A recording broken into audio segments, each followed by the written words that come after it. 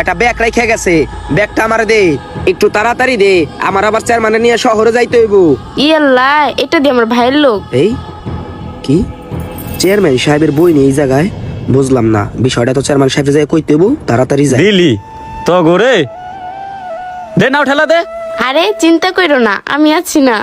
Chairman সাহেব, কত chairman সময় সাহেব। হয়ে গেল, আল্লাহ, এখন আসে না কেন? তাড়াতাড়ি যাই কইতে হইব। বুঝলাম না। ভাই রে ভাই, আমি কি দেখলাম? কি দেখলাম আপনার বই রে আর নোবেল মাঝি রে একসাথে নৌকায় বয়ে রইছে, আর ওরা দুইজনে মিলে ওই জায়গায় ইটিস পিটিস করতেছে। আর আপনার বইনে নাকি তারে ভালোবাসে, এই জন্য তারা দুইজন এই সারা নদী ঘুরবো। এই নেন আপনার ব্যাগ। কি বলস?